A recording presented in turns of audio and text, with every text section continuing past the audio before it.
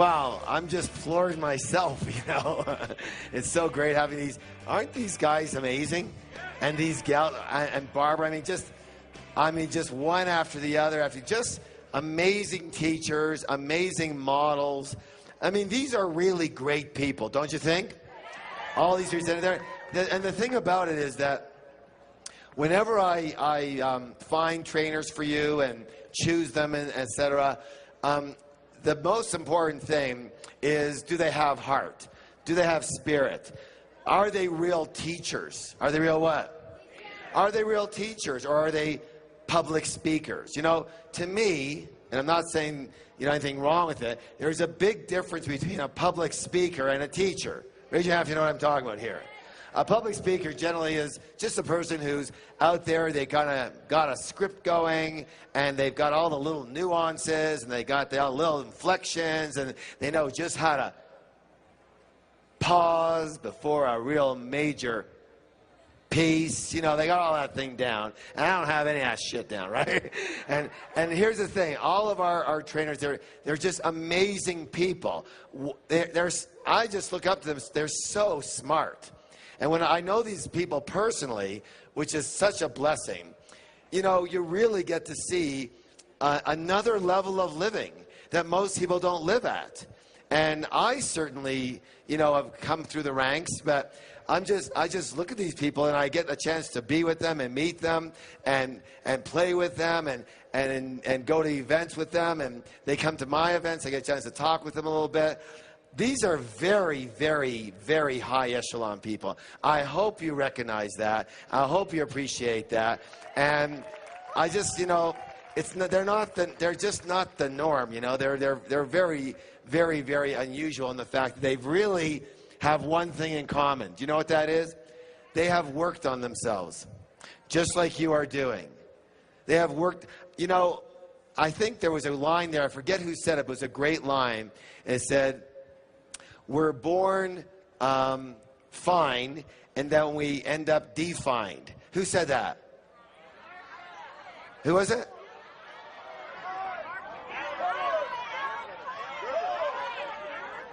Oh, yeah. Okay, so thanks. I heard both names going at once. Is it Alan or is it Cohen? Okay, maybe it's Alan Cohen, right. And what a great line that is, because we all are born miracles, yes or yes?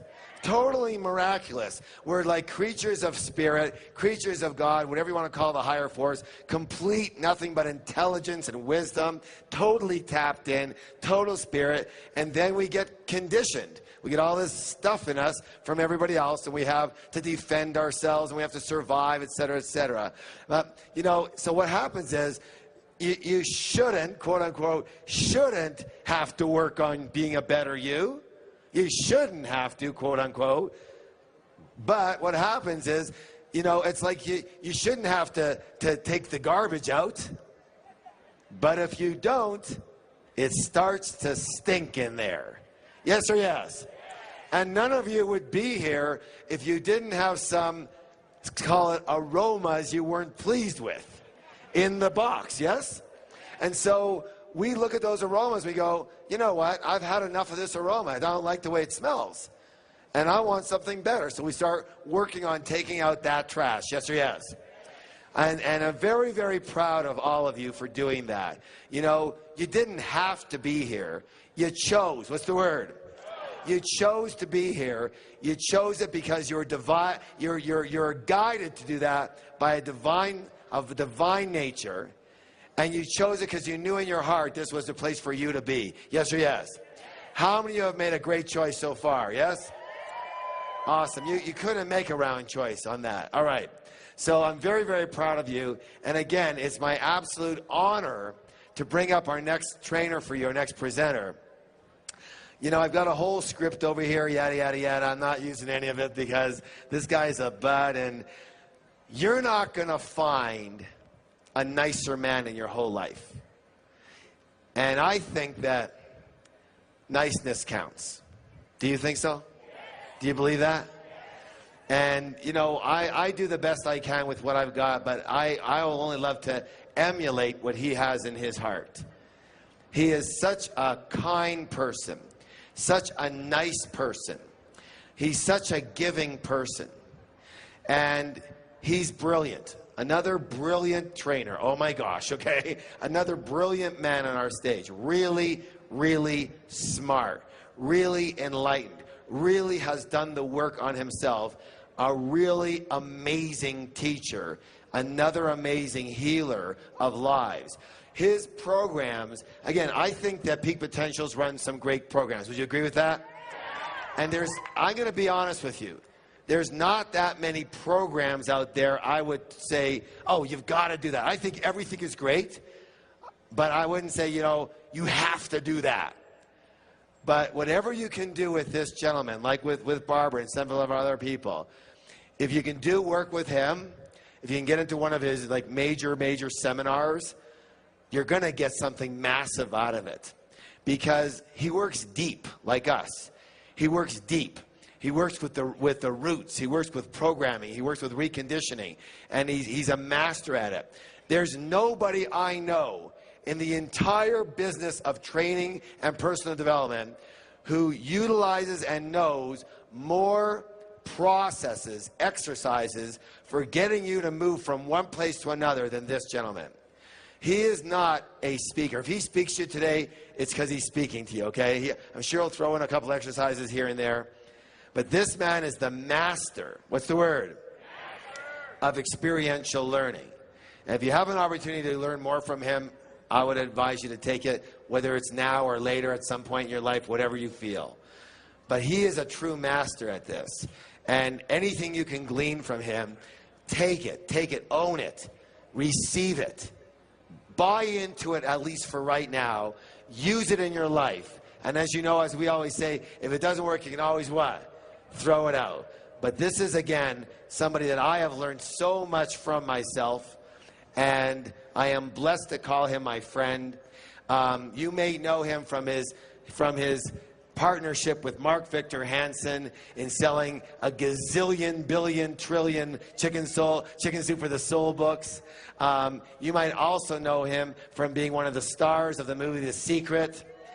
And who am I talking about? None other than the most amazing guy in the whole planet who cut his vacation short with his family from Europe just to be here today with you. Jack Canfield!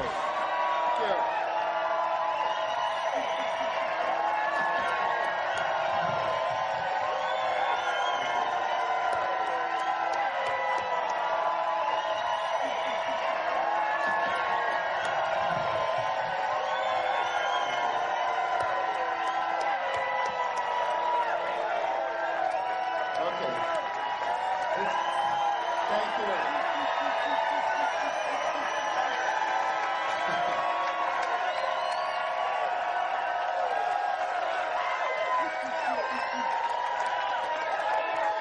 All right. Thank you very much.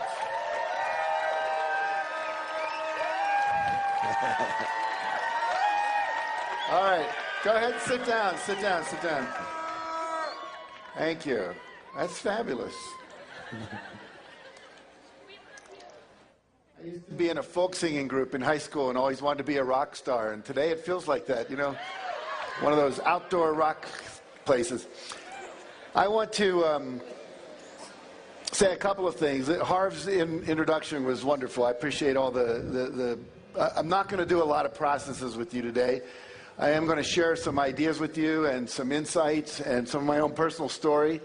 Hopefully it will inspire you. Some of the tools I'll share with you may be new, may be empowering. It's kind of like coming to a place where everyone's done 100,000 workshops already, but I think I can share some new ideas with you.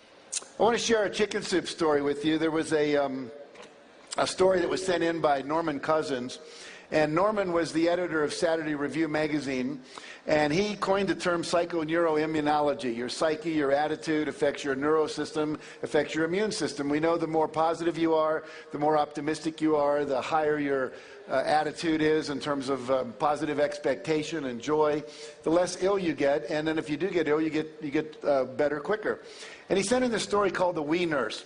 Can I see a show of hands? How many of you have been in the hospital overnight? Can I see a show of hands? Have you ever had a wee nurse? A wee nurse comes in the morning and says, Did we sleep okay last night? We didn't eat all our breakfast today, did we? And a favorite one that he hated was she'd come in and say, we haven't had our bowel movement yet today, have we? And this we thing irritated him. And one day he decided he wanted to get back at her. So she came in and she had a little plastic cup. He said, we need a urine sample. And he said, okay, if you'll leave the room, we'll make one. So she left and went out in the hall. And he looked over on his breakfast tray, and it was a glass of apple juice, which he had not yet drunk. He took the apple juice, poured it into the specimen cup, rang the little buzzer. She came back in. He handed it to her. She looked at it and said, my, we're a little cloudy today, aren't we? He said, here, give it back. And he grabbed it back from her, took the cap off, and then proceeded to drink the whole thing down and said, let me run it through again for you. I'll see if I can make it come out clearer this time. Now, I was over in Bangkok. How many of you have been to Bangkok, Thailand? How many of you have seen the Golden Buddha? It's one of the 3 tourist attractions. You always see the Jade Buddha, the Golden Buddha, and the reclining Buddha, and that kind of thing. And this Buddha is 10.5 feet tall of solid gold. The gold value alone is about $196 million. That doesn't even count the artistic and the historical value. And when my wife was taking that picture, I was over next to I'd say about 5 feet away. There was a big glass case. And in that case, there was a piece of clay about 1 foot wide, 2 feet tall, 2 feet thick. And it said that in 1953, they did not know there was such a thing as a golden Buddha. They were moving this large clay Buddha from one side of Bangkok to the other to make room for a road that was coming through. And as they picked up the Buddha with the crane, because it was very heavy, a big crack went down through it. And as the crack went down through it, the head monk got scared and he lowered the Buddha down. And he said, you know, we better take a look at it and see if we've done any damage to it. And it started to rain, so they put a canvas over it to keep it dry. That night, the monk came out and he shined a flashlight in to see if it was staying dry, and something reflected back from inside the crack.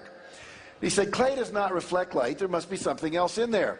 And so the next morning, they chipped away in behind where they wouldn't see it if they made a mistake, and lo and behold, sure enough, was this golden Buddha. And their best theory is that 300 years earlier, when the Burmese were attacking Thailand, the monks of this monastery covered up the golden Buddha with clay to make it look worthless so they wouldn't steal it. They also think all the monks were killed in a massacre, and the secret died with the monks. And then they rediscovered it. The word discover means what? Take the cover off of. Discover something. It was always in there, but they took the cover off. I was having dinner with my wife that night, and she said, you know, Jack, that Buddha is like all the people in our seminars. They come in with this cover of clay of their negative beliefs, their self-doubt, their sense of guilt and shame, their beliefs that they're not enough, that they're not worthy, they don't deserve. And what we really do is we take the clay off so this golden essence can come and be there as who they are again, their true identity. It's not like we put anything in, it's just that we remove the things that are not there. I think Barbara talked a little about that earlier today. So as we go through this next hour and a half, think about and hold that metaphor, that image of the Buddha, and it could be the golden Christ, the golden Buddha, the Atman, the source, whatever you want to call it, but that's who you really are. And although we do a lot of things of giving you more information and tools and all of that, really if you were to stop doing the stuff that's negative, as Harv said, you've been defined. When you came in, you were just fine. And what we did was we layered on all that stuff. If we could just start to remove that and realize that everything you need is in you now. You have everything you need to do everything you want to do. It's just that we learn not to trust that. So we'll hold that as a metaphor. Now, you heard this morning, I was listening, I've got one of these great rooms right over here where I could sit in my room and listen to what was going on down here. And whoever was introducing in the morning said, do you know about this combination lock idea? And I think you had, what is it, 10, 24/7? Yeah. And think about that model. I was eating dinner with a guy who's the Alabama State chess champion, and we were talking about success. And he said, if you know the combination to the lock, it doesn't matter who you are. It doesn't matter if you're black or white, young or old, male or female, if your IQ is 150 or your IQ is 50. If you know the combination, the lock has to open. And what I've discovered in my work, and I've been doing this work for 30 years. I started with a man named W. Clement Stone, who was worth $600 million back in 1968. And he taught me everything he knew about success, and I've been applying it to my own life and teaching it to others. And then I've done hundreds and hundreds of workshops where I've been the student and gone to India and studied with masters and so on over the years. But there is a combination. There is a system. If you know the combination, you can unlock success. The problem is many of us are missing a few of the numbers. And so what I'd like to do today is just kind of remind us and maybe share some of the new things that you might have forgotten. Now here's a man named J. Paul Getty. He was at once the richest man in America. And when they asked him what were the secrets of success, he said there are three. It's very simple. He said get up early, work hard, and find oil. Not that complicated. So obviously it's a little more tricky than that.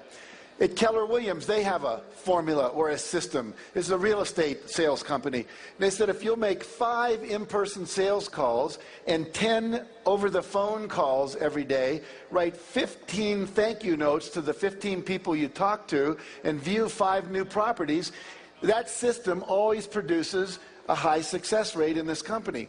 So it's a system. It's a formula. Again, 5, 10, 15, 5. Again, this morning, 10, 24/7 that you've learned in Peak Potentials. So there are some formulas. Now, when I studied this, I came up with 64 universal principles that I've studied over the last 36 years. I don't expect to share all those with you today. Maybe we'll get through 9 if we're lucky. But this is a book I wrote called The Success Principles. It's now in 17 languages. You can see a couple of them up there. The one on the far left is in Russian. I was just speaking in Cannes last week in France to 6,500 women from Russia, the Ukraine, and Kazakhstan. I found out my name over there is Giek. Literally, we'd come out of the hotel and there'd be 500 women going, Giek, Giek, photo, Giek, autograph, Giek. And all of a sudden, I was really glad I'm not Brad Pitt because you couldn't move. But anyway, this book has really taken Russia by storm. And there was one man stood up and he said, you know, I bought 100 copies of your book and gave them to everyone in my village, and our village has totally changed. We've changed how we're governing ourselves. We've changed how we're doing business.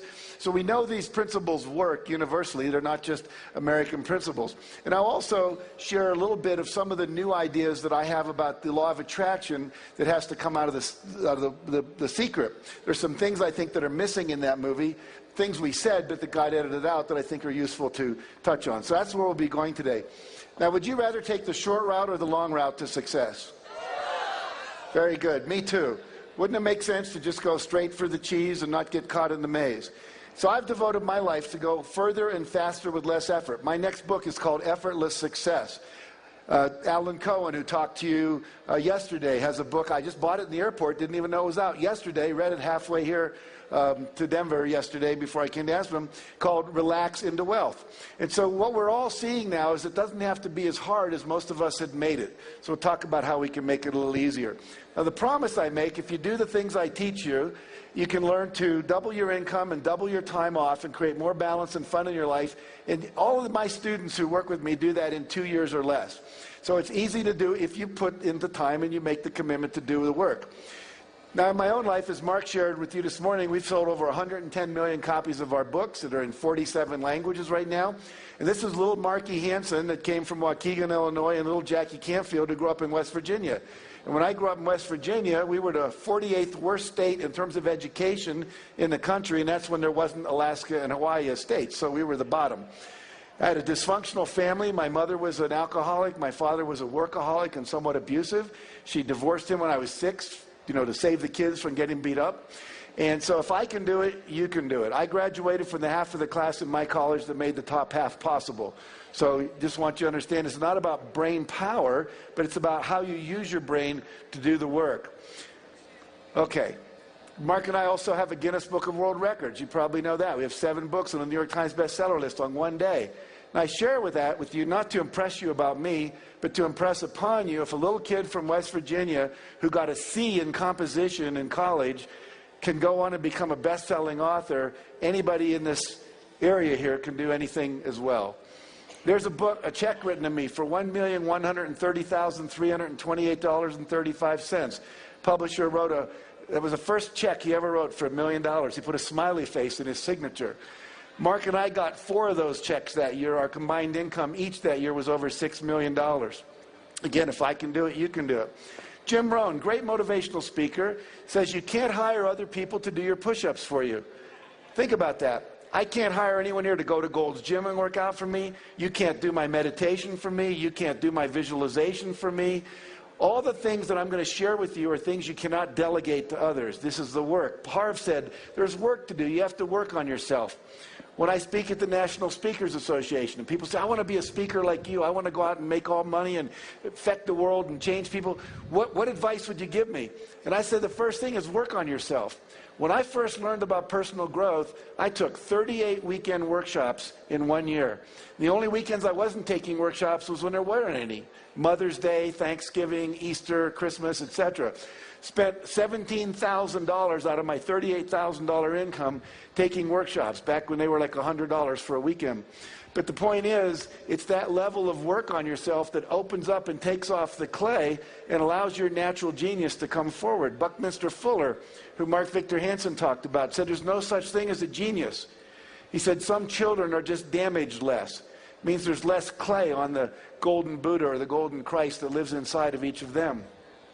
Now, the first principle, if you're taking notes, this would be a good place to start. And if you're not taking notes, this would also be a good place to start. And that is to take 100% responsibility for your life and your results. Now, most of you have heard that before, but I would ask you a question. Have you ever blamed anyone for anything in the last year? We get mad perhaps at the president or the economy or the oil prices, or we blame other people for our not being successful. You literally have to give up all blaming and take 100% responsibility for your life, that you're creating it the way it is. You have to give up complaining. Complaining means I have a reference point for something I prefer that I'm not willing to risk creating. If I was complaining about my wife, it would mean that I have to have a reference point of someone better out there that I would rather be with, that I'm not willing to risk leaving my wife to go be with. Or I'd have to risk working with my wife and sharing with her there were things I didn't like about her that I would want her to change, and that might create a conversation that might be a little bit uncomfortable. But without taking that risk, I can't create what I want. If all the women in the world tomorrow died except for my wife, and I came to work, would I be complaining about my wife? No, I'd be going, hey, there's only one woman, and guess what? I got her. You only complain when there's a possibility of something better. Complaining tells you there's something I want I don't have, and when you complain, that's not an activity that's going to produce it. It's simply something that says I'm going to complain about it rather than do anything about it. Give up all justifying for why you didn't achieve your results, all defending your positions that don't work, and all excuse making. Now, I met this kid named Matty Christensen when he was 11 years old. We were interviewing him for one of our chicken soup books. And he said, if you look at the picture, you'll notice he has no arms past the elbow and no legs past the knee. He's got two prosthetic devices on his knee, from the knee down for his legs and his feet. And he's got a lacrosse stick appended to his arm, prosthetic device, which allows that to be his pitching hand and his catching glove. And at 11 years old, Matty's baseball team was number 2 in the state of New York, with him being the pitcher. So what that tells us is it doesn't matter what your condition is, you can still choose to create what you want and become a champion. Matty said to me when I interviewed him, he said, you have to give up all of your excuses and find a way. He says, if you're going to be successful, you have to be solution-oriented rather than a complainer. I was getting a seminar on success from an 11-year-old boy. Now, there are 3 things we have control over in your life: your thoughts, your images, and your behavior and your actions. Harv does a seminar called The Millionaire Mind. It's the idea of our thoughts making and controlling our reality. So I want to look at thoughts with you for just a minute. We'll see how the weather holds out here. Hopefully we'll make it through this. What I'd like you to do is look down at the end of your hand. You'll notice there is a little line that goes across your wrist. Does everybody have like a little indentation, a little wrinkle that goes across there? And you'll have one on the other side as well. And here's what I'd like you to do. I'd like you to line those up perfectly, and then put your hands together like that, but start them so that they're coming directly from that line. And if you're like most people, you're going to find that one of your hands is a little longer than the other. Most of you find that? Take your shorter hand and put it in front of your face. If your hands are the same length when you do that, take either hand and put it in front of your face. And here's what I want you to do. I'm from California, like Barbara, so we do a lot of weird stuff there. So I want you to look at your hand, and we're going to say out loud in unison 8 times, grow longer. Okay? We're just going to intend for our hand to grow longer. We're going to do it in unison. So here we go. 1, 2, 3. Grow longer. Grow longer. Grow longer. Grow longer. Grow longer. Grow longer. Grow longer. Grow longer. Okay, stop. Now line them up exactly the same as before, and notice what happened.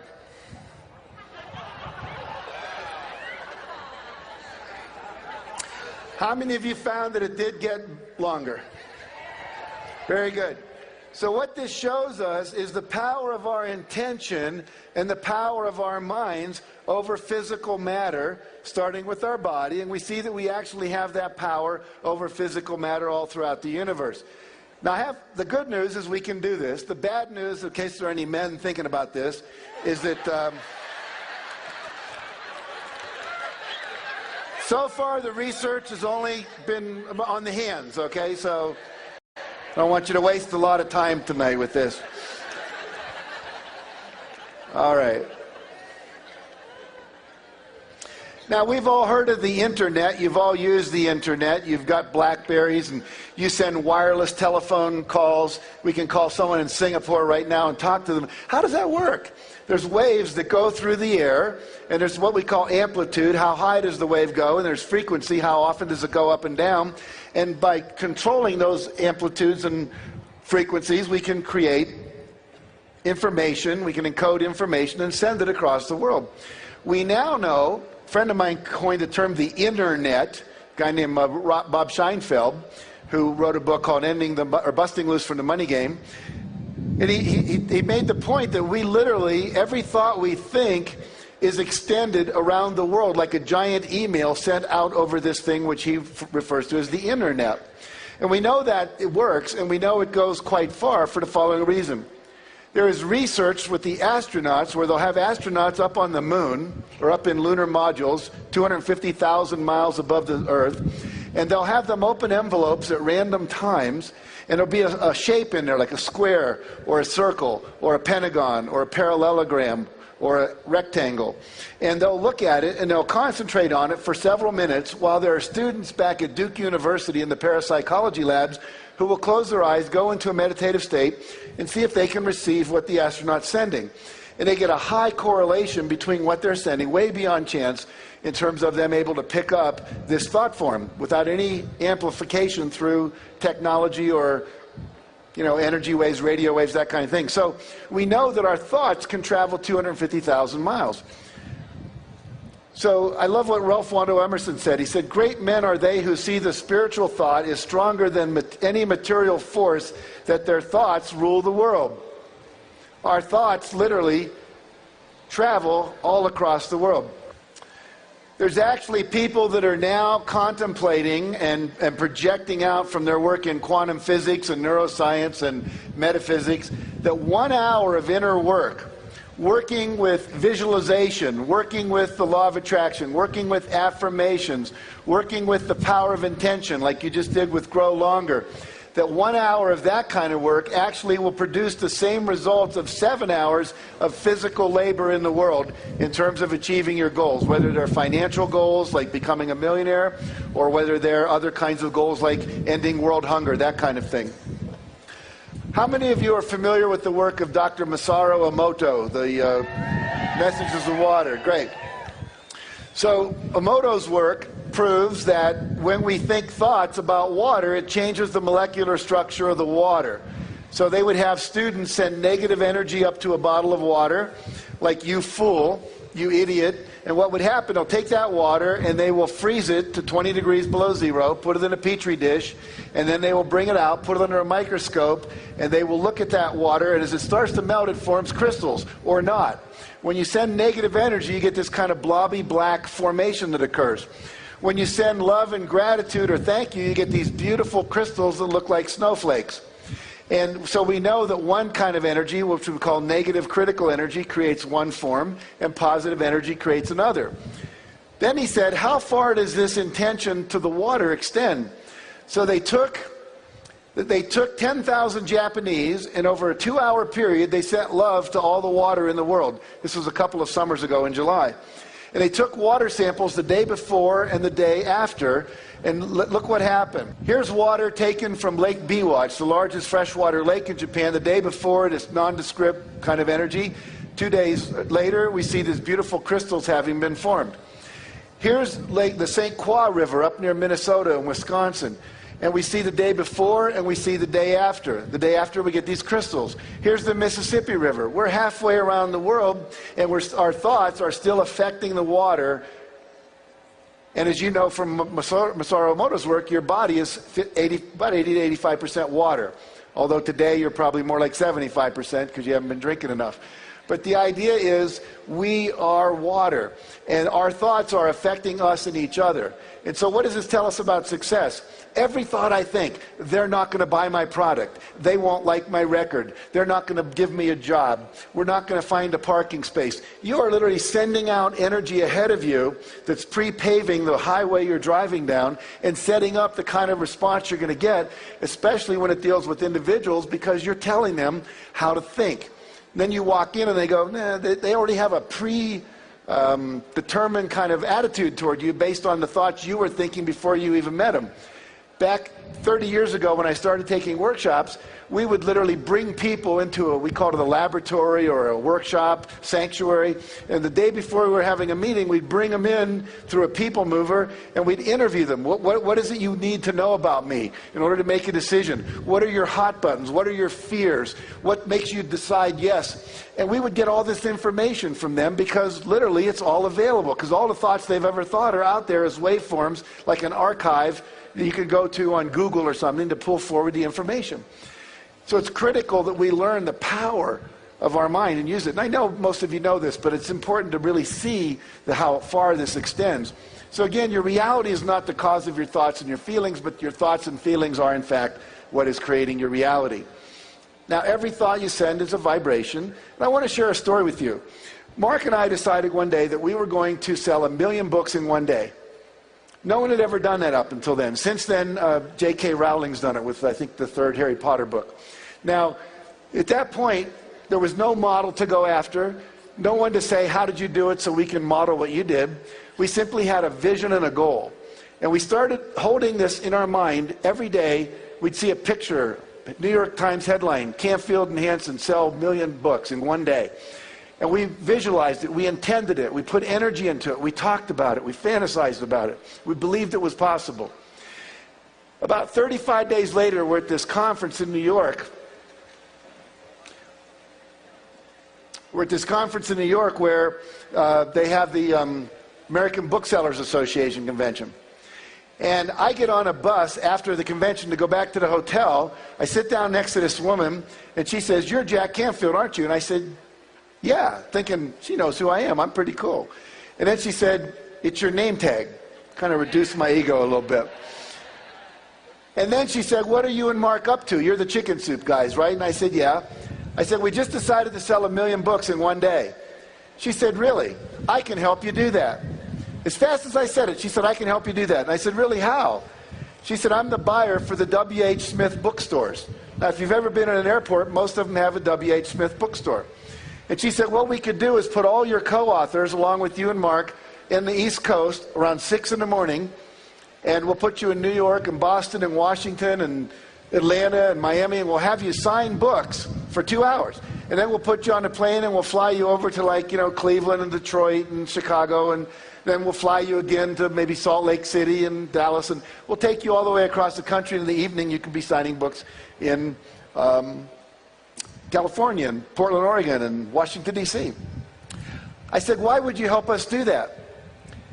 She called me dummy at that point. She said, "Dummy, if I sold 1 million books in one day, don't you think that would make me look like a champion to my boss?" I said, "Absolutely, I get it." Now, a lot of people would say, "Oh, you were just lucky. That was coincidental that you got this person to sit down next to you." I say, "No. We sent out an email saying, Jack and Mark want to sell 1 million books in one day. Anyone who wants to play, please reply." And the way she replied was by sitting next to me on the bus. When you start using the law of attraction, you don't always attract to you the item. You don't get the car showing up in your garage.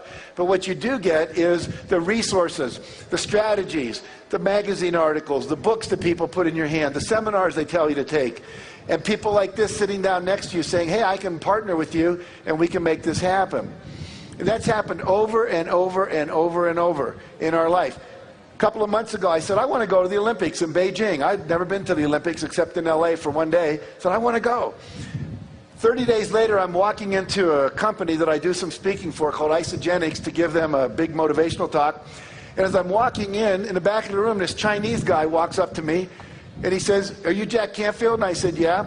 He said, have you ever spoken in China? I said, Hong Kong, but not mainland China. He said, how would you like to do that? I said, great. I said, even more importantly, I'd like to get tickets to the Olympics. He says, oh, that's a done deal. I can get that for you. He walked up to me. So literally, you'll start having these people come into your life. There's actions you have to take, but it gets very, very exciting. So we want to use the internet. I just told you that, so we'll move on here. Now, you may remember in the movie The Secret, it talks about the 3 steps. Ask, believe, and receive. And I want to take this ask part a little deeper today. So the success principle 2 that I write about in my book is called Decide Exactly What You Want, which is the asking part. Having preferences, having desires, setting goals, having a vision, having objectives, becoming a millionaire, whatever it is that you want. Now remember in The Secret, it says talk about what you want, not what you don't want. I was interviewing a woman, a counseling client, and she said, I want you to teach me how to use the law of attraction to get the perfect guy in my life. I said, great. Describe your perfect guy. She said, oh no, I know exactly what I want. Just teach me how to use the law of attraction. I said, I will, but I want to make sure you've got this right. She said, okay. I want a guy that doesn't smoke, that doesn't screw around, that doesn't watch TV all weekend, that's not a sports maniac and never spends time in an... And she gave me 11 things she didn't want. It doesn't work. You have to focus on the positive, not the negative. Now here's a guy named Lou Holtz. Lou Holtz was the coach of the Notre Dame football team. Several national championships, many bowl game championships, and so forth. His recent book is called Wins, Losses, and Lessons. Now I wrote a book, or edited a book, a year ago called You've Got to Read This Book. And I interviewed 55 people, along with Gay Hendricks, about the book that had changed their life. Was there one book that changed your life? And he said, yes, there was a book that changed my life. It was called The Magic of Thinking Big by David Schwartz. I see a few people are clapping. You've read the book. Exactly. Now, in that book, David Schwartz says you should make a list of all the things you want to achieve before you die. And he recommends a list of 100 things. I know Mark mentioned that this morning. So Lou Holtz had just lost his job. He was an assistant football coach, lost his job. And he was home, and his wife had to go back to work as a radiologist to make enough money to feed them. And one day she came home and she said, I was in the supermarket and they had this book for sale called The Magic of Thinking Big. Why don't you read it? So he read it. He wrote out 107 goals that he wanted to achieve. And when his wife came home that night, he was real excited and he showed it to her. He said, honey, look, 107 things that I want to achieve in my life. Thank you for this book. It's got me real excited. Why don't you read my list? So she read the list. Then she said, at the end of the list, she said, Lou, you need to add one more goal to the list. He said, what's that? She said, find a job. Find a job, Lou. We need to have a job. Now he had 108 goals. Lou's now in his 70s, and when I was interviewing him, he said, I have achieved 102 of those 108 goals. And those goals included winning a national football championship, eating dinner at the White House with the sitting president, meeting the Pope, going to the Vatican, appearing on the Johnny Carson late night show. All major goals. Landing a plane on an aircraft carrier was another one he had. Now, what he said was the goals give you direction. They give you a sense of movement in your life. John Goddard is another person we wrote about in the first Chicken Soup for the Soul book. He set 127 goals when he was 15. He's now in his 70s. He's achieved 115 of his 127 goals. So I really want to have all of you do that as a way to get clear about what it is you want in your life. If you've not yet done that exercise, sometime before you get home, on the plane home or whatever, start to think about what would be 101 goals that I want to achieve. When I was interviewing General Wesley Clark, he said it doesn't take any more effort or any more time to dream a big dream than it does to dream a small dream. Barbara today was talking about dreams of changing the world, of bringing your influence and your essence, your contribution out into the world. Big dreams. Mark talks about ending hunger and biofuel, and today we're doing the Live Earth, and we're talking about creating a sustainable planet that's ecologically feasible, that has social justice for all, and that has economic sustainability for everybody. Those are huge goals. Let your goals be as big as you want, but don't make them bigger than you want, because you don't have to. In other words, trust what you want to do. Walt Disney said, if you can dream it, you can do it.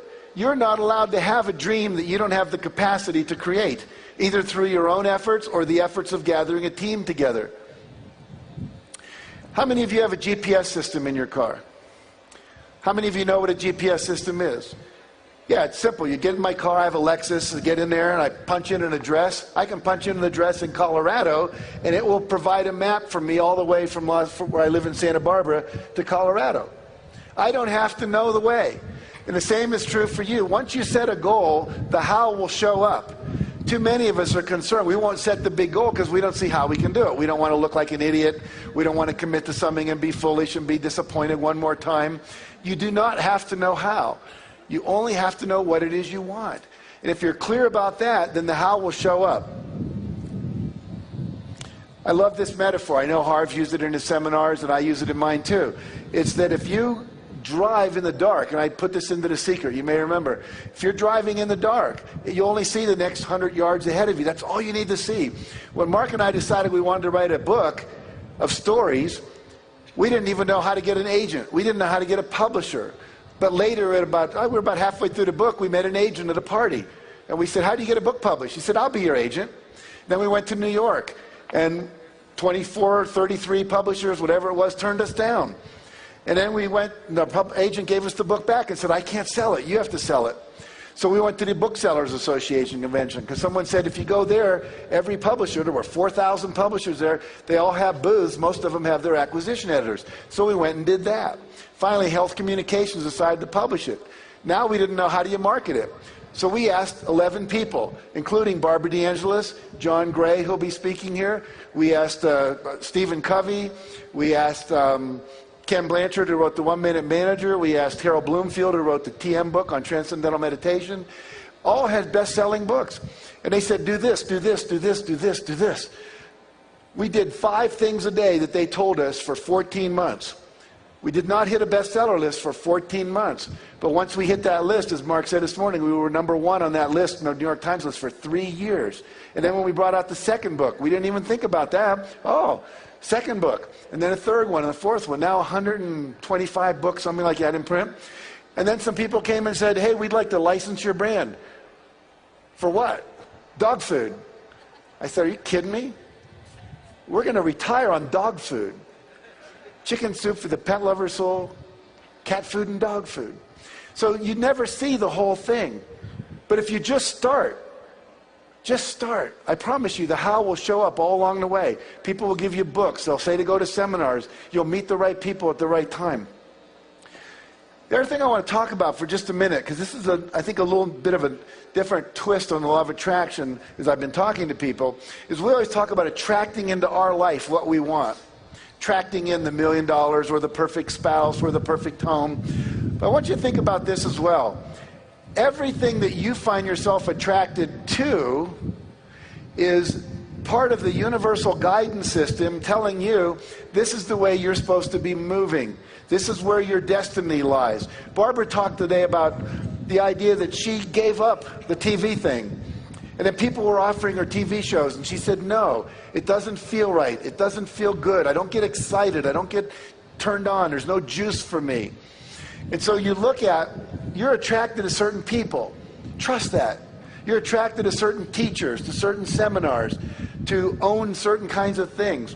I remember I was going to a workshop with my wife. It was a conference of humanistic psychologists. And my wife is very, very much into how to say this. She's much more into people and relationships and pets. I mean, her happiest thing is shoveling horse poop out of our barn, out of our horses' stalls. Not my favorite thing, but she loves it. And doesn't care that much about money. And so I said, I'm going off to this money seminar. The guy was saying, you can triple your income in a year. I said, I want to learn how to do that. And she kind of got mad at me. She was judging me. I thought you were above that. Come on, you know, everything. And so I go and I sit down next to this woman in a seminar, and it's about 10 minutes before it starts. And she says, what do you do? And I told her, asked her what she did. She's a veterinarian. And I said, really? What do you specialize in? Anything? She said, yeah, cat leukemia. I said, that's interesting. My cat has leukemia. My veterinarian told me it's not curable. She says, no, we've actually come up with a cure. I said, really? And as a result of that meeting, our cat got cured of feline leukemia. See, you never know. You never know. Whatever you're attracted to. See, because the universe, infinite intelligence, God, source, whatever you want to call it, your own unconscious, it can see farther than you. Like right now, you can see from wherever you are up here, but you can't see behind you. But God or source or infinite intelligence is way up here. It sees everything. It sees the traffic jam 20 miles down the road. And all of a sudden you get this intuitive impulse, gee, I think I'll take the mountain pass today. Oh, that's stupid. No, but if you take it, you'll avoid the accident or you'll avoid the traffic. You've got to learn to trust your inspirations. As soon as you set a goal, as soon as you have an intention and you believe in it, and you get rid of the self-doubt, and you have a positive expectancy, you fully expect it to happen, what happens is you're going to start getting little inspirations. You'll be sitting there typing a paper, and all of a sudden you'll get this inspiration to walk down the street and maybe take Mrs. Jones, who's a new widower, some cookies. And you'll think, well, why would I do that? I got a lot of work to get done here. But let's say you do it, and you walk down, you bring her some cookies, and you have some tea, and then she says, oh, and by the way, my son-in-law is here, let me introduce you to him. And you go in and you meet the son-in-law, and you find out he's a Porsche dealer, and he's selling a used Porsche for just the amount of money that you can afford to get that Porsche you always wanted. That kind of stuff will show up over and over and over and over, but you got to trust the intuition. You have to act. I don't know if any of you have ever heard of a spiritual community in Scotland called Findhorn. Any of you heard of Findhorn? The guy who started Findhorn with his wife, Eileen Caddy, his name's Peter Caddy, tells a story of drinking tea with his wife and getting this, he just got this intuitive flash, he should go see his friend Bob.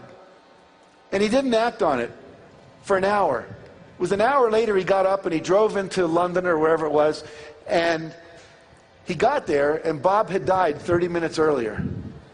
And he said, I learned from that moment, when I get an inspiration or an intuitive flash, I need to act on it now, right this minute. How many of you have had an intuitive insight to do something, didn't do it, found out someone else did it, and made a whole lot of money doing the thing you thought about but didn't do? Any of you ever had an experience like that? Yeah, you've got to take action. As soon as you have the impulse, start acting on it. Now, 3 quick techniques to clarify what you want in life, how to ask clearly. One of them we just talked about, but I'm going to talk about a different one here for a minute. It's called the irritation list. My suggestion is you go back to your home, your house, your apartment, wherever you live, and you make a list of everything that isn't exactly the way you want it. Anything that irritates you. There's never a stapler by the Xerox machine. The screen door never quite closes and the bugs come in. That picture always hangs at an angle. You put it straight and it hangs at an angle again. Or there's a crack in the wall. Or, you know, the kitchen drawers are a total mess, or you can't find stuff in the garage or the closet. These things don't fit. Those things don't work. Your kid's room's a mess all the time. There's a smell coming out of it. You know, whatever it might be. Write it down. And then make another half of the sheet of paper and write exactly the way you'd like it to be. Throw away the half of the paper about what you don't want, and then go and fix everything so you get exactly what you want. Take a day or two and schedule it. Clean up as many of those little things as you can. And people go, well, why should I do that? I want to be a millionaire. I'm focusing on world peace, and you want me to be worried about my sock drawer? And the answer is yes. Because when you don't get exactly what you want in the little areas of your life, what you do is you slip into a state called resignation. You start believing you can't have it the way you want it. You actually numb out your awareness to not see that thing anymore. Have any of you ever noticed if you have a little crack in the wall and you don't fix it within a month, you stop noticing it? And then a year later, someone says, you got a big crack in your wall. But you stopped noticing it. It just became part of the background. Most people are going through life resigned, settling. Most of us are settling. Now, most of you here are not. You've made a choice to go for your life and create it the way you want it and believing you can have what you want. But do this irritation list, clean up all the little things, and the big things commit to at least one a quarter that you're going to get rid of. And then you can set a date for cleaning out the garage, or you can set a date for the new filing system, or getting the car that works, or whatever it is that's important to you. The second thing we already talked about, the 101 goals list. Make sure you do that. Have you seen that book, 1,001 Places You Should Visit Before You Die? I mean, right there is a whole bunch of stuff you can put on your list. And we just knocked off southern France, Nice, Saint-Tropez, topless beaches. What else do we have on the list? But it was a lot of fun. 3 years ago, my son said, "Dad, you always talk about taking me to Europe. When are you going to do it?" And so we went to London, Barcelona, and Paris and spent 4 days in each city, just me and my 16-year-old son. Had a great time. We had it written down. He knew it was there. And because it was there, it actually ended up happening. The third thing is called the vision exercise. Most of you know about the power of vision, but I'd like to just share this with you real quickly. You focused a lot about finances, millionaire mind. How much money do you want? Financial independence, never have to work again. Also, look at your business and career goals.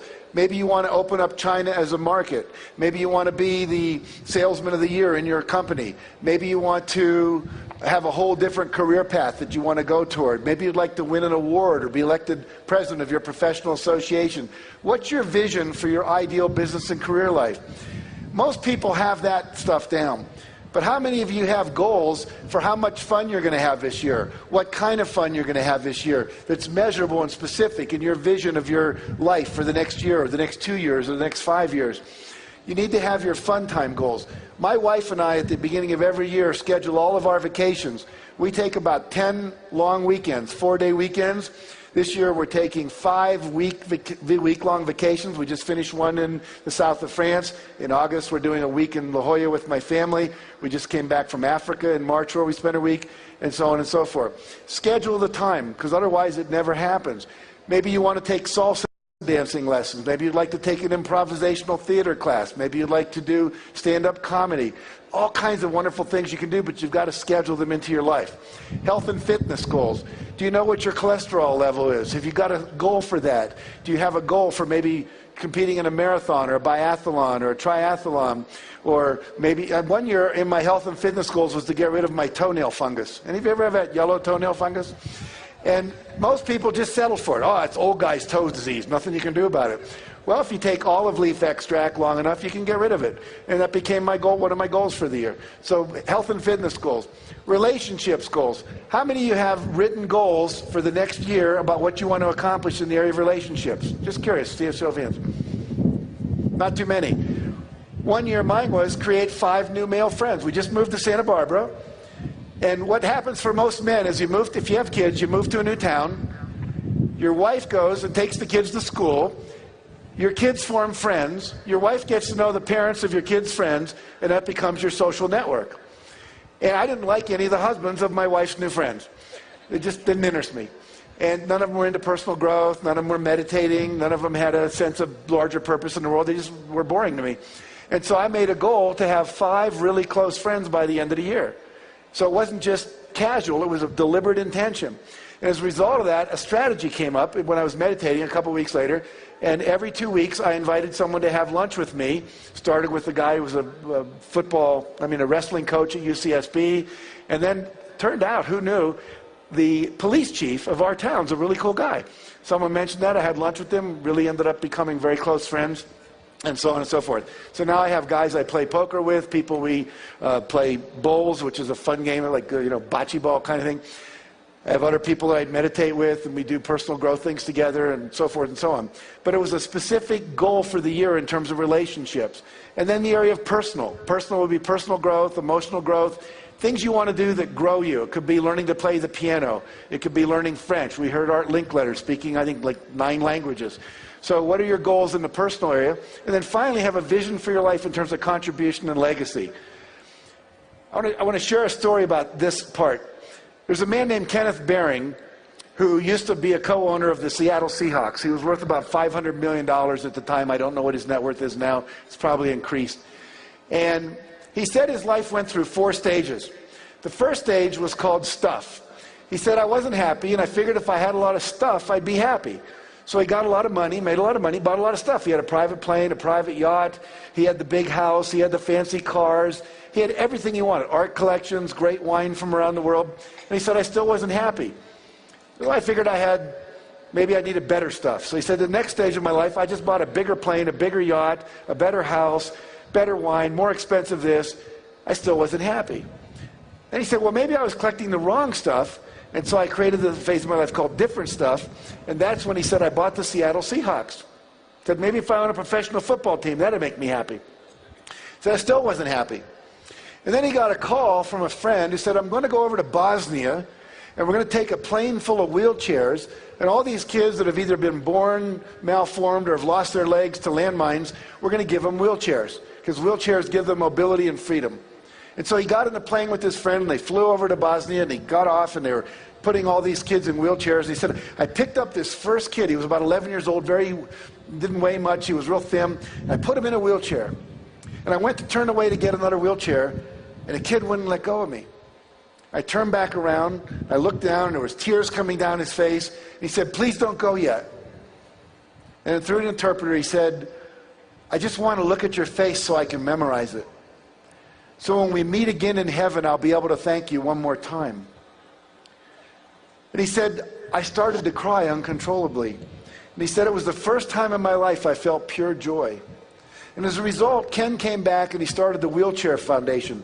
They've given away over 400,000 wheelchairs to kids around the world. And he said, I've never been happier in my life.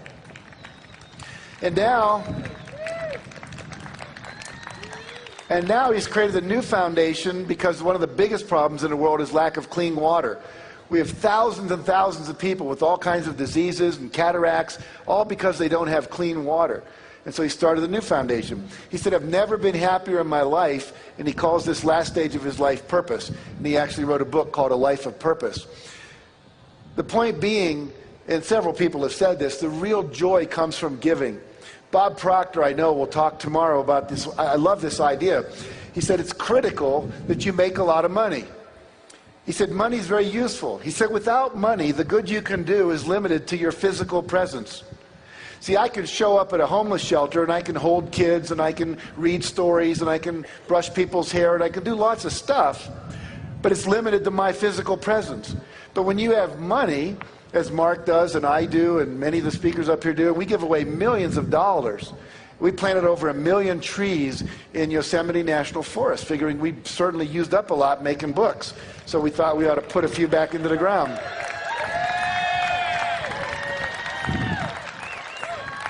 It's actually cool to go there and see all these little trees growing up and go, that's our trees. It's really neat. But the point being that you want to have influence for good. You know, Mark talks about creating enlightened millionaires, millionaires that give away at least $1 million. And if you create 1 million millionaires that give away $1 million, you're talking about $1 trillion in philanthropy in the world. That's not so hard to do. It's really not that big a game to play when you really think about how simple it is. All right, so we've got these 7 vision categories. What I'd like to do with you for just a moment is I'd like you to close your eyes and trust that your stuff won't blow away in the wind here. And I'm going to mention each of these categories. I'm going to be silent for 30 seconds. And what I'd like you to do is just let come up from you, from the internal natural child, from your inner self, your high self, the part of you that knows what you really want, to come up with, what do I really want in that arena of my life? And I would say, think in terms of the next 2 years. So 2 years from now, what would you like to say you've accomplished financially or career-wise or so forth? So just a little bit of going inside, so you're not listening to me and just being a speech. We'll kind of just take it inside a little deeply. So take a deep breath, close your eyes.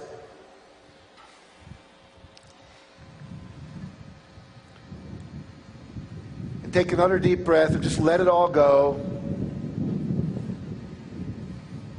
You can feel the wind on your face. A little bit of moisture. Remember, whenever it rains, it's cleansing, it's cleaning out the old, bringing in the new. In Hawaii, they say whenever it rains, it's auspicious. It's the God's way of blessing the event. So we're going to get a real blessing now. So think of the area of financial. What do you truly want in your deepest heart, financially for yourself 2 years from now? What would you like to have accomplished? What's your vision for that? And then think about the area of business and career. What do you want to accomplish? What's your vision for what you will have been able to achieve 2 years from now?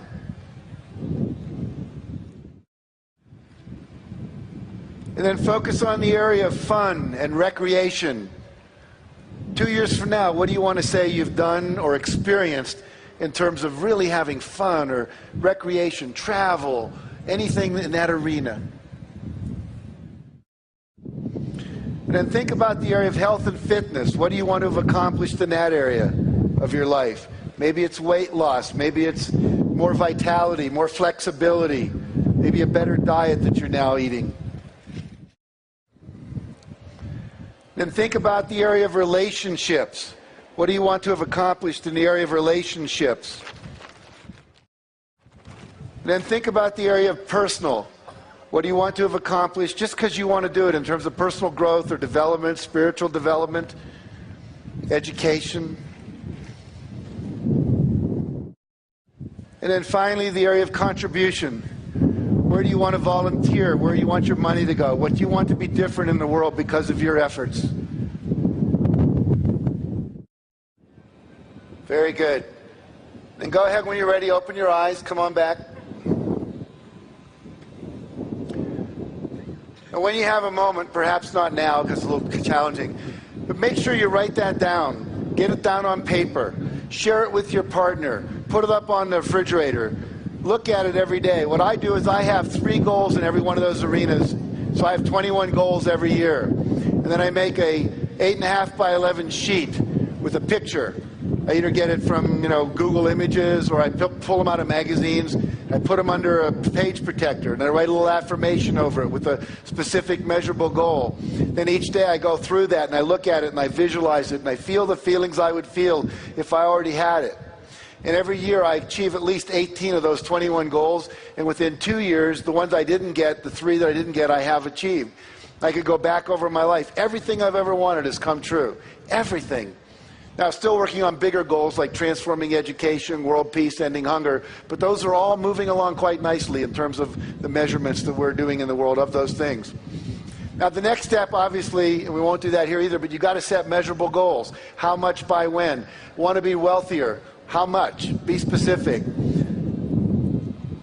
So I'd like to double my income because I will earn $350,000 by midnight, December 31st, 2008 at 5 p.m. Specific. I'd like to become a millionaire. I will have a net worth of $1 million by midnight, December 31st, 2009 at 5 p.m. Like to lose weight and get fit. Might be I will weigh 190 pounds and complete a 10K run by December 30th, 2007. I want to look at the law of attraction with you just a little bit. We know the law of attraction works like gravity, which is always. I just got asked the other day, we were filming a PBS special. It's going to be a pledge drive special. I was in Boston doing that yesterday. And one of the questions that got asked from the audience was, well, what about Darfur? And what about Katrina? And what about 9/11? I'm now coming to believe, and I didn't believe this 3 years ago, but as more I study law of attraction and hang out with the other people teaching it, I'm now beginning to believe that everything is attracted into our life, either by our behavior, by our thoughts, by our fears, by our fantasies, the things we talk about, the things we watch on TV, and we go, oh, I hope that never happens to me. Or we watch a movie like Blood Diamond and we see all this violence over diamonds and we get really upset about it. We actually create more of everything we have intense feelings about. So literally, I want you to act as if you're creating everything and become really, really, really, really disciplined about what you think, what you read, what you watch, what you talk about. I was with Mark Victor Hansen in New York about 3 months ago. We were getting some awards for books, some convention, and we went out to dinner afterwards about 10 o'clock, and we talked till about 2 in the morning. And literally, in that 4 hours, neither one of us said one negative thing about anything or anybody. Mark told me the projects he was working on, and I went, that's fabulous. How can I help you? You need to meet this person. I just met that person. You guys need to network. It was all about how do we do it? Where do we do it? What's happening? What's good? What's good news? Mark was saying, wow, we can educate a kid in Africa for $120 a year. We can send him to college in Africa. I didn't know it was that cheap you could do that. We talked about microloans. We talked about educating. We talked about some research that shows the fastest way to end hunger in the world is to educate young girls in rural villages. Who knew the research? But it's there.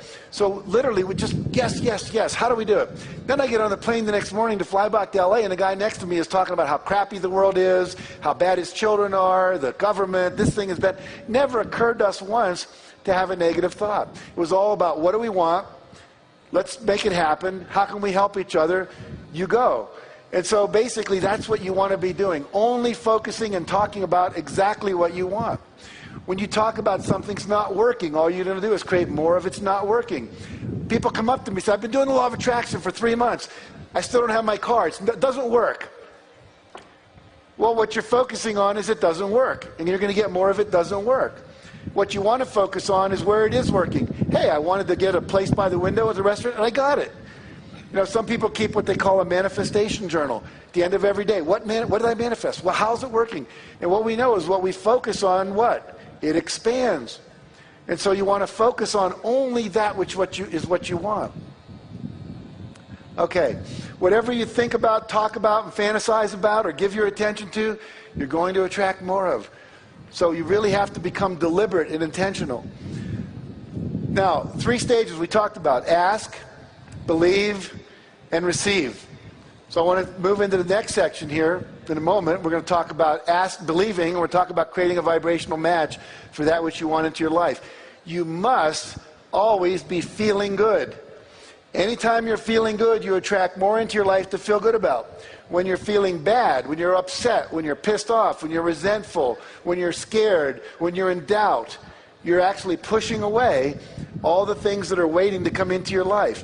Most of what you want is kind of sitting out there in the parking lot waiting to come in, but when you're talking about negativity and you're criticizing other people, it's pushing it away. And the faster you can get over that, the faster you'll manifest stuff into your life. So the more we can be in gratitude and abundance. Let's talk about gratitude for a minute. When you watch the movie The Secret, you saw about the gratitude rock that Lee Brower uses in his life. John DeMartini never gets out of bed until he has a tear of gratitude. Sometimes he says, I'm in there for an hour, just focusing on what I'm grateful for, but until that tear comes out of my eye, I do not get out of bed. And John is a millionaire, probably 100 times over. Started out as a dyslexic kid. He was basically dying when this person took him under his wing and gave him an affirmation, which was something like to the effect of, I am a wise person and everyone I touch is benefited by my wisdom. And now, John has read every book ever written by any Nobel laureate in any field in the last 10 years. And he's a genius at what he does. Whereas before they said, you got to drop out of school, you're ADD, and at 14 he dropped out of school. Gratitude. Rhonda Byrne, when she wrote the book The Secret, she said, I didn't start to write until I had so much gratitude in my heart that I would have a tear come down my face. She said, as soon as I was in that space, my fingers were just flying. In a book, she wrote that book in like 3 weeks. 3 weeks, wrote a book that sold over 3.75 million copies because she was in the space to receive. Because when you're in a space of gratitude, you're saying, I accept that which has been given to me, I appreciate it, and what that does, it opens up a space for more to flow in. The word grace, we say we're under grace, the grace of God. The word gracias in Spanish, gratitude, it's all from the same root word. The more gratitude we have, the more grace we receive that flows through us out into the universe in terms of our creativity and drawing to us that which we want. Abundance and generosity. You want to be always giving as much as you can. Barbara talked about that hugely today. Be in a state of joy. I now teach that at least 1 hour a day you need to take for yourself and do the things that you most love to do. Right now I'm learning to play the piano, so that's what my hour is about. For my wife, it's the horse poop and petting our dog and our cats and all of that stuff. She loves it. She just does. For someone else, it's listening to Bach or Beethoven or listening to Bono or whatever it might be. For someone else, it's painting or gardening. I was doing a seminar up in Canada, And actually, I was actually on a TV show up in Canada, and this woman stood up in the audience, and she said, I have a question. I said, great, what is it? She said, I haven't been happy for 7 years. You're talking about joy. I haven't experienced joy for 7 years. I said, what happened 7 years ago? She said, my husband died. I said, really? I said, what did you used to do that brought you joy before your husband died? She said, well, I used to paint, I used to garden, I used to play the piano. And I said, have you done any of that in the last 7 years? She says, no. I said, well, here, go home, and tonight I want you to play the piano. Tomorrow I want you to go out and garden, and the next day I want you to buy some paints and paint something. Then I want you to write me a letter or give me a phone call, and I gave her my card. And about a week later I got a call, and she said, I can't tell you how happy I am. Happiness partly comes from doing things that make you happy. And for some reason, most of us spend our time doing the things we think we should do, and we don't go out and do the things that make us happy. So literally, make a discipline of doing the things that bring you joy. It's like having a joy diet. And basically, if you can get into joy all the time, like Mother Teresa was, or the Dalai Lama is, or Mark Victor Hansen is 90% of the time, and I am 90% of the time, then things just start flowing into your life at a magical rate. Okay, forgiveness is another big piece. You must forgive, because anytime you're holding resentment, you're not in joy, you're not in love, you're not in inner peace. You have to let go and release. And there are all kinds of powerful processes. John Gray wrote a book about the total truth process. If you can feel it, you can heal it. There's a book on letting go on forgiveness by Jerry Jampolsky. I mean, there's many, many techniques out there. Find one and use it. The emotional freedom technique, the 5-minute phobia cure. There's a ton of technology that can, in like 5 minutes, you can get rid of a phobia. In 5 minutes, you can get rid of a negative belief, just tapping on certain meridian points. Things that we teach in our seminars, you can go into in greater depth. Be in a state of love. Always expect the positive. Always expect the positive. I basically gave Mark a little feedback. I mean, I think everything he said this morning, but once he said, oh, I don't think Al Gore will ever get 2.5 million people to watch that TV show. I said, Mark, that's a negative thought. Expect the positive. If you don't expect it, it won't happen. So you want to always be in that state of expecting that it's going to show up. Expecting it. I mean, how many of you would call Domino's Pizza, order your pizza, and then call them back and go, are you guys really going to bring it over? You sure? You're not kidding me? Yeah, you really do that. Okay. You know, if you did that 3 or 4 times, they'd put your number on caller ID and they wouldn't take your call anymore. And yet we do that with the universe all the time. I'd like a Porsche. Oh, but I can't afford it. I'd like a Porsche, but, you know, whatever. Now, probably more today we should say, I'd like a Prius instead of a Porsche, right? We're all learning. Some of the things we've been trained to want aren't really the best things for us. We have to learn some new stuff around that. All right, I'm going to skip over that slide. Here, I love this quote from Tiger Woods. He says, one of the things my dad kept instilling me was the joy of the game. He made it fun for me. A lot of times I see a lot of kids, they don't enjoy being out there. It's a shame. You're supposed to enjoy the game. I say the same thing about life. You're supposed to enjoy the game. One of the things I try to instill in my clinics is, yes, go out there and give it all you have, but more importantly, enjoy what you're doing. If you're not loving it, you know, all the teachers say, do what you love, the money will follow. Follow your passion, follow your heart. I don't know if Alan Cohen said this when he talked to you, but it was one of the things I learned in his book. Did he mention this concept of hell yes or hell no? Yeah, that's a great idea. If it's not a hell yes instantly, it's called screw it. If you got to be going like, well, maybe, maybe not, I'll make a list, these are the pros, these are the cons. If you didn't get an instant, yeah. I mean, when Lynn Twist, who started the Hunger Project, and I met her about a year ago, said, we bring people over to our chateau every summer, 16 people for a week. I just went, and she said, would you like to come this year as our guest? And it was like, yeah, I want to come. It was like, well, let me talk to my wife, see if we can schedule it. As soon as you're doing that, it's like, it's not good. So you got to be following the excitement, following the juice. Mother Teresa once I asked my counselor for advice about my vocation. I asked, how can I know if God is calling me and for what is he calling me? He answered, you'll know by your happiness. If you're happy, this will be the proof of your vocation. I think it was Thomas Edison said, when your vocation becomes your vacation, then the rest of your life is a blessing. So you want to be doing the thing that you would do, that you get paid for, doing the thing you love to do. In my seminars, I'll have people make a list, 20 things you love to do. When I first did that exercise, I wrote, I love to hang out with really cool people. I love to hang out with intellectuals who are thinking cutting-edge thoughts. I love to open my mail. I love to listen to music. Anyway, I went down my list. Then the seminar leader said, think of 5 ways you could make money doing that. I thought, how can I make money hanging out with really cool people? Well, one of the things I just did 2 years ago, I created something called the Transformational Leadership Council. We have 100 members of people like John Gray, who will be speaking to you tomorrow, and Gay Hendricks, who wrote all the books on relationships. And we get together twice a year for 4 days. And as a result of that, we have now co-ventured all kinds of cool things that have basically doubled my income in the last 2 years. And I'm hanging out with cool people. I'm making money doing the things I thought used to be what you got to do when you weren't working. So you want to keep following that passion. Now, law of attraction says believe. You got to believe it's possible. Trust your internal guidance system. We've talked about that.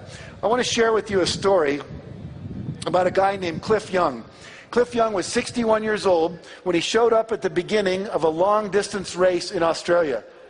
The race was 875 kilometers. That's about 650 miles. He was wearing overalls. He was wearing construction boots.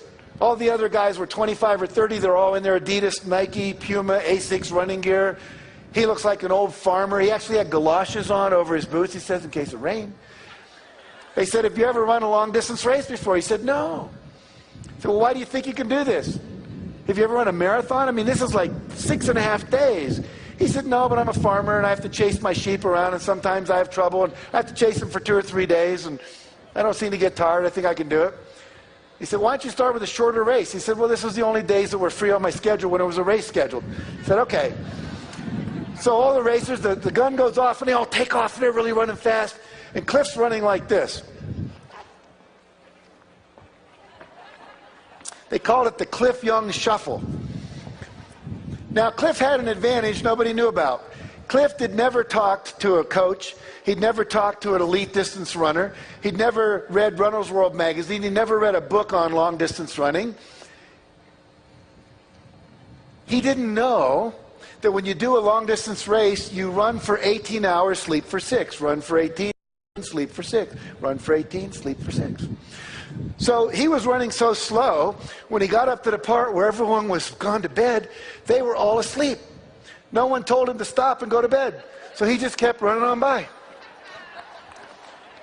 He ran nonstop for 5.5 days and broke the record by 12 hours.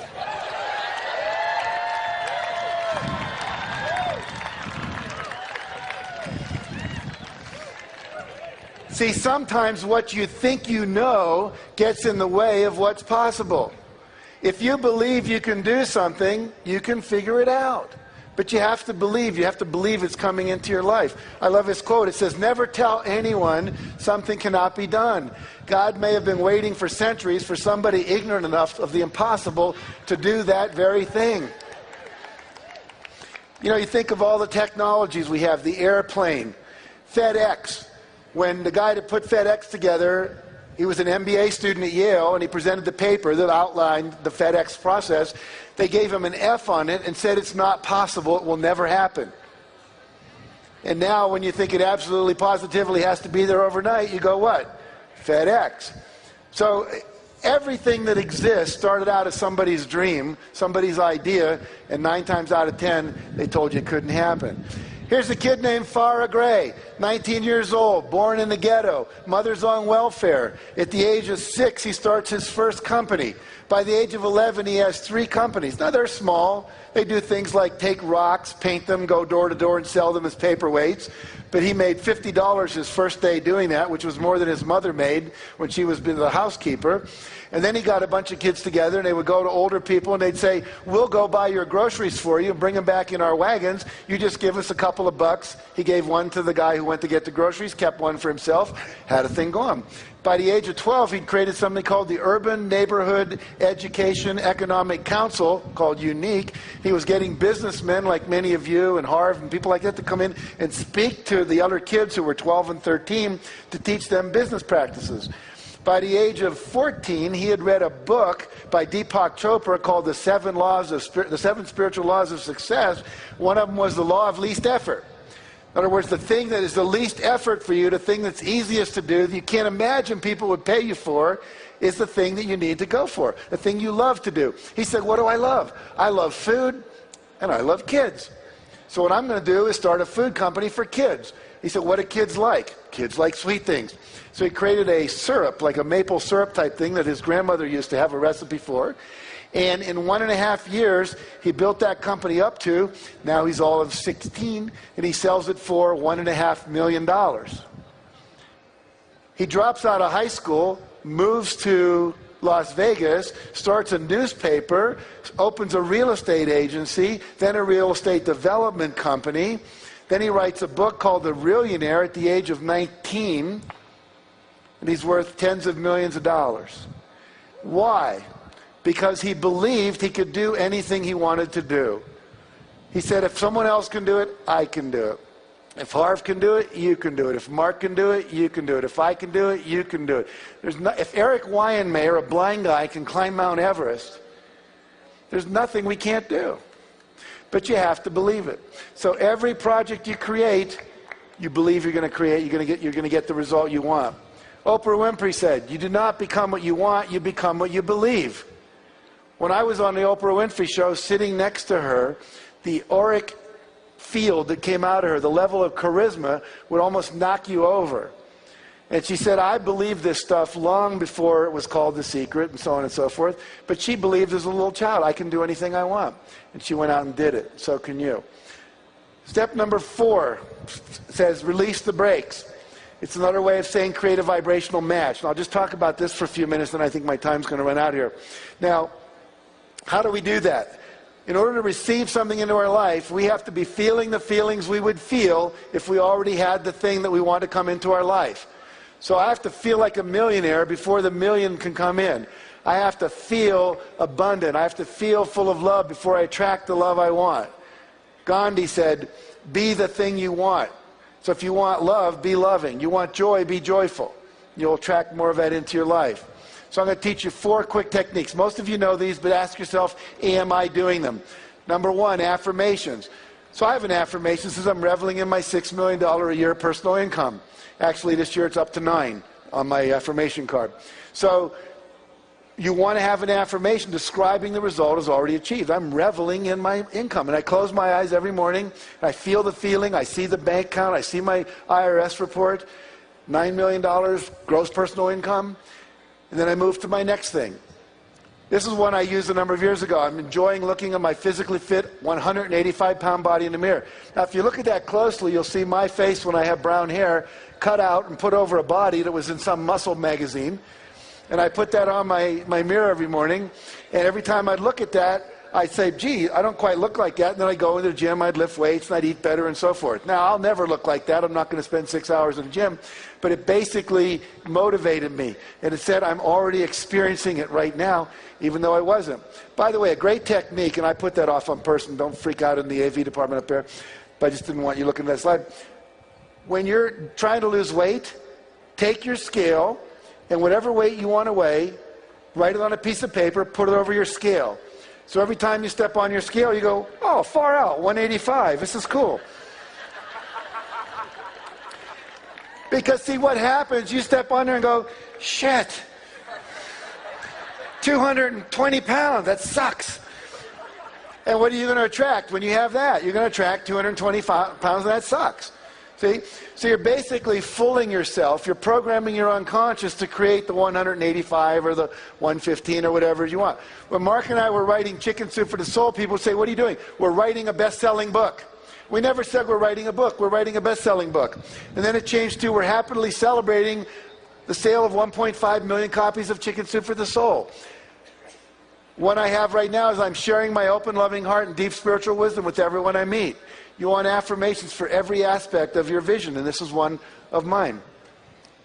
So, you state your desired outcome as if it's already happening, feel the feeling, and then you got it. I'm happily driving my new BMW down the highway.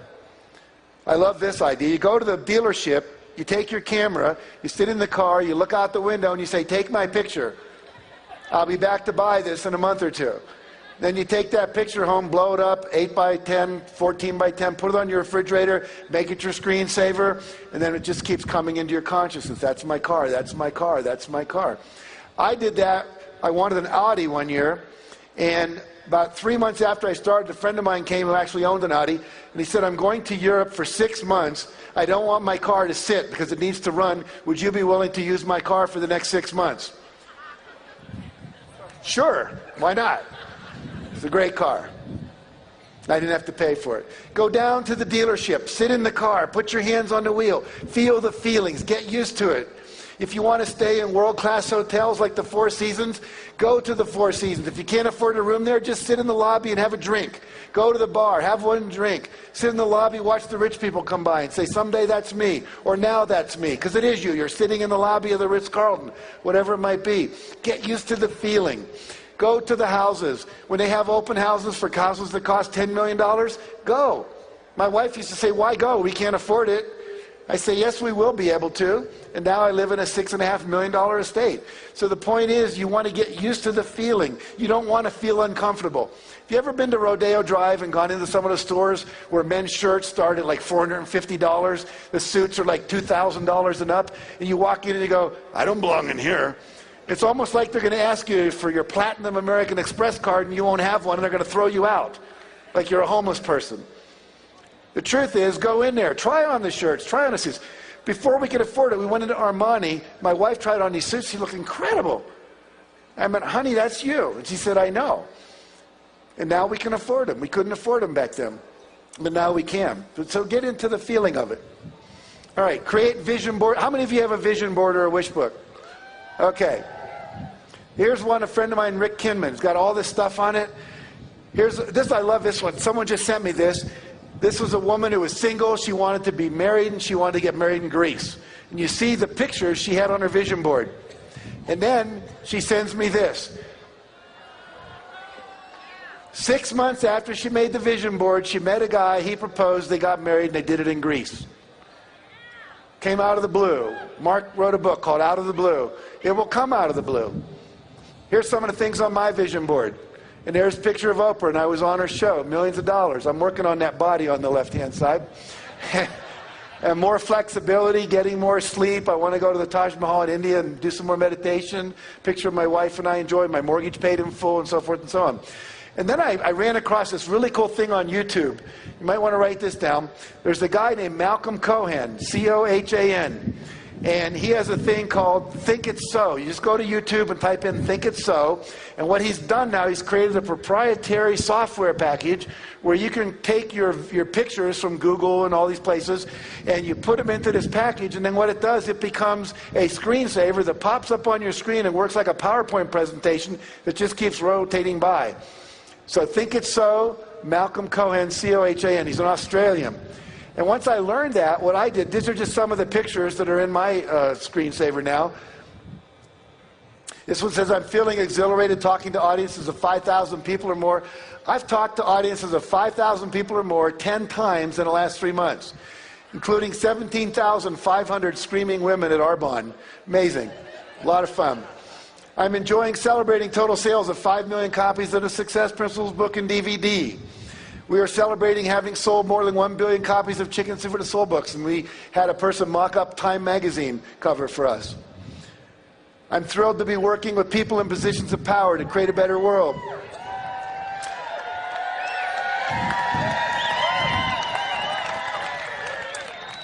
Turns out the woman who was the correspondence secretary for George Bush had submitted 5 chicken soup stories. We didn't know. And she comes and says, I'm about to quit and go do another thing. You want to have dinner at the or lunch at the White House? So we went, and one of the things we got to do was go into the press room where Tony Snow stands up there and goes, yes, question, question. I got to take that picture.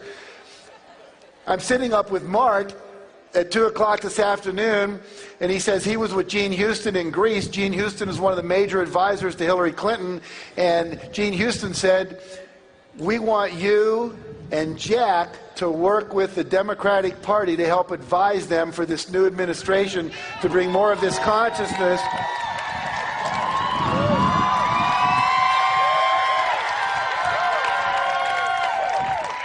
So that was in my dream board, my vision board, my screensaver. I put that in 3 months ago, and now we're getting an invitation to play. I'm enjoying playing golf on 12 world-class golf courses around the world. We just played in southern France on one of them, joyously receiving 26 relaxing massages in 2007, and so on.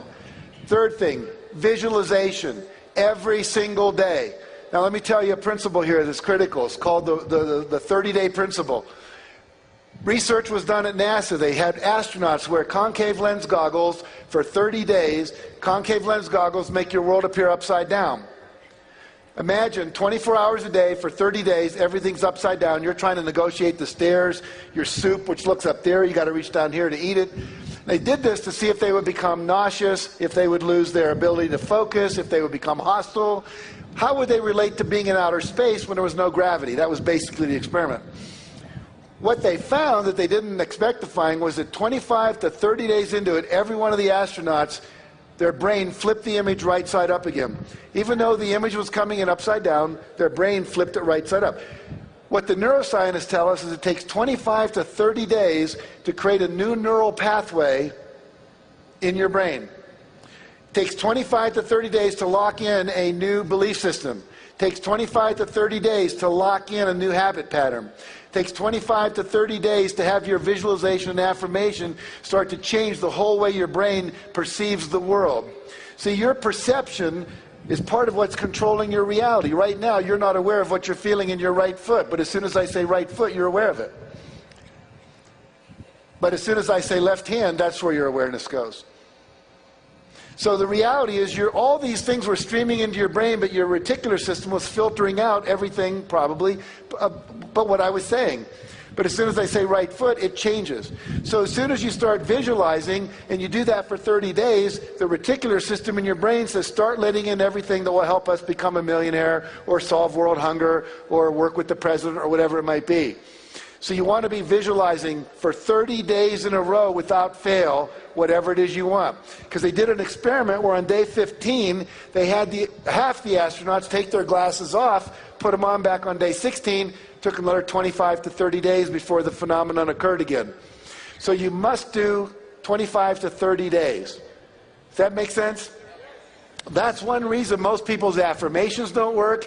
It's one reason a lot of the seminars they take don't work, because they don't take the tools and do them every day for 30 days. It's like that 10-24/7 idea. The repetition over and over locks it into the unconscious and also opens up the perceptual field for you, and also programs universal consciousness out there in the world. Okay, this is one of the most powerful tools that Mark and I have discovered. It's called Act As If. You all know you start acting like a millionaire before you're a millionaire. Here's a cool technique. It's called the Come As You'll Be party. Have any of you done a Come As You'll Be party? Okay, here's what you do. Mark and I went to a party. We belong to an organization we helped create called The Inside Edge. Had 100 cutting-edge people, like Barbara DeAngelis was a member, Tony Robbins was a member, and so forth. And they had a party on the Queen Mary. And what we did was we got there, and they had paparazzi taking all our pictures, and big red carpet, and we had to act as if it were 5 years in the future, and we had achieved every one of our goals. And for 3 hours, everyone had to pretend it was 5 years later. People were walking around with books they'd written. People were walking around, their cell phone would ring, and they'd say things like, oh, that's good. Yeah, buy 5,000 shares. Yeah, no, sell those. Yeah, 10,000 of those. Oh, good. Call you back later. They were trading all these great stocks. I was doing this party with one of my seminars recently, and this kid, 26, was walking around with his cell phone going, Jennifer, I told you don't call me here. No. And then the phone would ring in. Jennifer, leave me alone. No, I know I was the best lover you ever had. I know, honey. I know I was the most sensitive person. Oh, I know you love me. I'm sorry, I just have to move on. Finally, by the end of the evening, he takes one more call. He goes, J-Lo, leave me alone. I'm sick of it. You know? And people were showing us pictures of the boats they owned and the Argentinian ranches they'd bought and the camps they'd set up for homeless children, and on and on and on. Now, if you do that for 2 or 3 hours and just stay in that space, that's the most powerful act as if we've ever figured out how to make happen. Go home. If you buy my book, I think it's chapter 11. It's called Act As If. There's a whole section on how to create a come as you'll be party. There's an invitation in there you can mock up and send out to people. But really do that. It's one of the most powerful things you can ever do. Now, let me move this toward closure here. I just want to talk about one last thing. Let me find it for you real quick here. One of the principles that we work with is if you want to learn, you've got to stay motivated with the masters. You know, Harv talked about the masters. And so principle number 8 in my system is stay motivated with the masters. And there's a lot of ways to do that. You come to sessions like this. You take the Peak Performance, ultimate seminar package, whatever. You keep being exposed to masterful ideas and masterful people. Shared that cartoon with you. Here's a guy named Jeff Arch. How many of you know who Jeff Arch is? See, most of you have never heard of Jeff Arch, but you will know him in a second. Jeff Arch, one day, was sitting there and he was miserable. His life sucked. And he said, I'm watching these infomercials on TV and I'm seeing all these people talk about the money they make. And I've always thought that was BS. Didn't work. But, their lives seem to be working pretty well. They got money. They're on TV. I'm not. He wanted to be a playwright. He'd written 2 plays. They failed miserably. His wife said, get a real job. We have a kid coming. And he was running a karate studio and he was miserable. And so what he did was he said, I'm going to buy an audio program. The audio program sold for $149. He ordered it and he listened to it. And it changed his life. He said, wow, I got to go for my dream. I have to shoot one more time for my passion. So he quit his job as the karate studio. And he said, I'm going to write one more screenplay or one more play. And he wrote a screenplay. And it was about a movie, kind of James Bond, Russians versus Americans. He took it to California. And the day he went there, the Berlin Wall fell. And everyone said, we just don't want a Cold War movie anymore for a while because the Berlin Wall just fell down. Context isn't right. He said, before I listened to that audio program, I would have said, the world sucks. See, this is just one more example. I get screwed. He said, but the truth is, I realized I had just made a decision where I picked a topic that wasn't timeless. And then I said, okay, what's a timeless topic that nothing that changes in the world can change it? And he said, love, love, love. Everyone loves love. Doesn't matter what happens in the world about love. Then he said, what's the typical love story? Boy meets girl, there's some problem. Romeo and Juliet, 2 different warring families, can't get together. West Side Story, 2 different gangs, can't get together. Look who's coming to dinner, black guy, white woman. And we can go down a list. There's always this thing, you got to get through it. Finally, they get together, end of story, everyone's happy. He said, what if I do something totally different? What if they don't meet until the last scene of the movie? That's never been done. So he wrote a little screenplay called Sleepless in Seattle. And that screenplay earned him $500,000. And now every screenplay he writes is worth $1 million. Because he's now a Class A, top-tier screenwriter in LA. And what happened was one audio program that changed his life forever. $149 investment turned into $500,000. So success principle number 9 is you got to learn more to earn more. Rhonda Byrne, who did The Secret, her life was miserable. Her daughter came to her and gave her a book. It was called The Science of Getting Rich by Wallace Wattles. How many of you have read that book? You'll hear Bob Proctor talk about that tremendously tomorrow. It's the book that changed his life. It's the book that later I read after Think and Grow Rich and other books that changed my life. She reads this book. She gets so excited about it. She says, why doesn't everyone know this? She goes out and she bought 300 books over the course of about 4 months. She read 300 books on law of attraction, science of success. Her investment was probably close to $1,000. Maybe more, a couple thousand, $3,000. Now she goes and she makes a movie called The Secret, and what happens is that movie costs $3 million to make. They've sold over 3 million copies. They've made $90 million based on her willingness to become a student, to learn more, and as a result of that, a producer who was, okay in Australia, now has a home about a block from Oprah, is working on a second movie, is working with Harpo Productions to create a reality show on The Secret, because she was willing to invest in her growth. Here's somebody who read my book. Look at all the little tabs in there. They've studied it more than I did. It's amazing. We've talked about a couple of principles of success. It's just the tip of the iceberg. So, final story.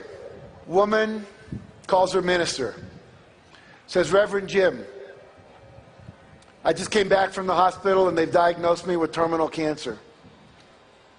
I wonder if you could come over this afternoon. He says, sure, of course, Aunt Hattie, I'll come over. Goes over to her house. He tries to comfort her. She says, don't comfort me. I'm fine. I don't understand healing. I just want to plan my funeral. Would you help me plan my funeral? And he says, of course, I'll help you plan your funeral. She says, I want to be buried in this dress. I want this hymn sung. I want these kind of flowers. I want a memory card that you give to all the people that came. I want my picture on it. This is my favorite poem. I'd like that on it. And she went on all the things she wanted. And then she said, I want to be buried with my family Bible in my left hand and a fork in my right hand. He says, well, I understand the Bible, and Hattie, you're a very religious person, but why the fork? He says, whenever we have a church social, and they're coming by to collect the plates after we've had a dinner down in the basement of the church, whenever there's going to be a really great dessert, something like apple pie or cherry pie or peach cobbler or chocolate cake, they always say, keep your fork. And whenever they say, keep your fork, I know we're going to have a really great dessert. So they're going to come by my casket and they're going to look in. And they're going to go, Reverend Jim, I understand the Bible. Aunt Hattie was very religious, but why the fork? Just look him in the eye and say, Aunt Hattie knew the best was still yet to come.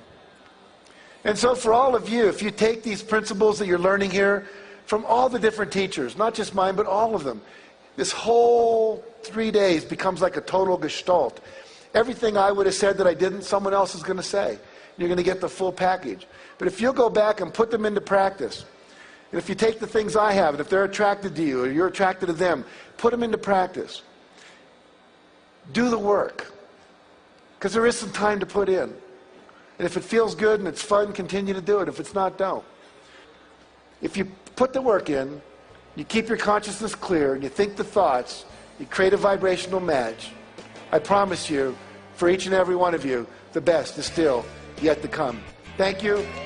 Have a great life. It's been a pleasure and an honor to speak to you. Thank you very much. You did.